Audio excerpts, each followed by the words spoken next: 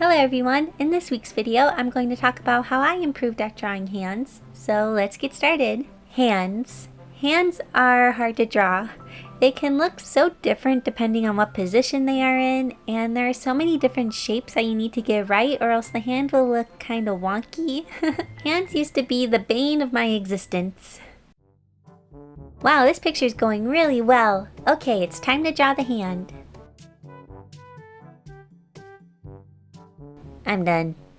Thankfully, I have improved at drawing hands over the years. Now, I'm not saying I draw the most amazing hands ever, or that I can draw hands in whatever position I want and I'm able to do it absolutely amazingly. But I can fairly comfortably draw hands in many positions and they don't look like they came from an alien.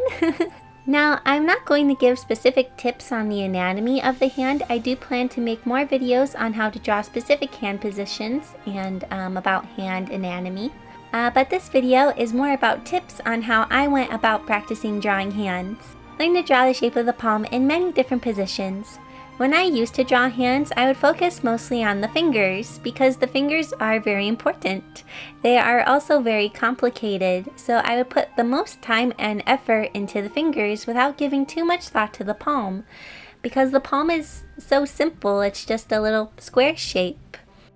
However, the palm is actually very important. It's basically the foundation for the hand. If the palm is a weird shape or out of proportion, it makes it hard to fit the fingers and can make the hand look kind of funky. So I recommend learning to draw the shape of the palm in many positions. Now, many people draw the palm as kind of a tapered square-like shape. And if that works for you, that is totally fine. You have to find what works best for you. However, for me, I always had a really hard time with the square shape. It never really worked for me.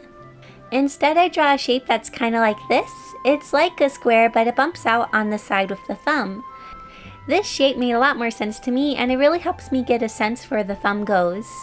If we take a look at my hand and I turn it, we can see how the shape of my palm changes as it moves in different positions.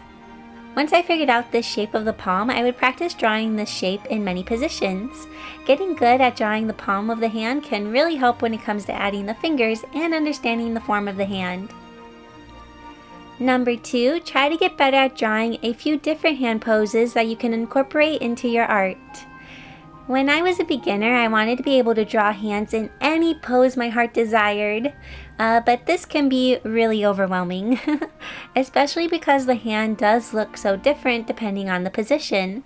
Learning to draw a new hand position when you're starting to draw is almost like learning how to draw something totally new. Instead of overwhelming myself with trying to get every hand position I could think of perfect, I picked a few key hand poses I knew I would use in my art, and I tried to get better at drawing those key positions.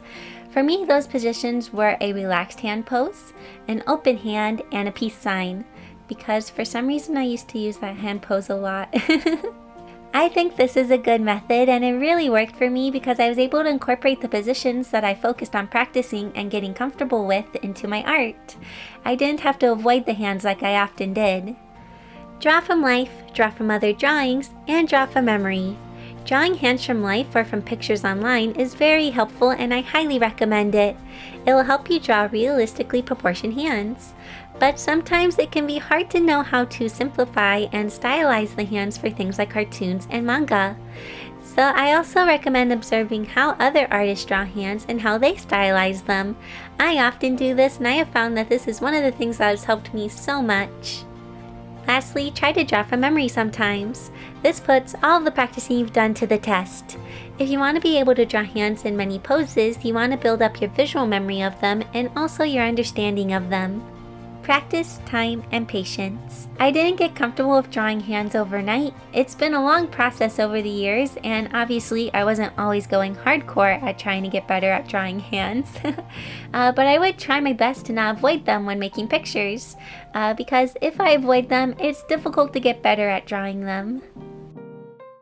Before I end this video, I want to say thank you so much to my patrons, including Rachel, Pia, Pisatera, Magic Gamer Dad, Julie, Daniel, Cash Money Matt, Eduardo, Robert, Vani, Tamalam, Stephanie, Nari-chan, AJ, Volrin, and Anne. Thank you so much for being a patron and for your support. So those are some of the things I did that helped me get better at drawing hands. I hope this video helped and that you liked it. Thank you all so much for watching, and I'll see you all next week in my next video. Bye!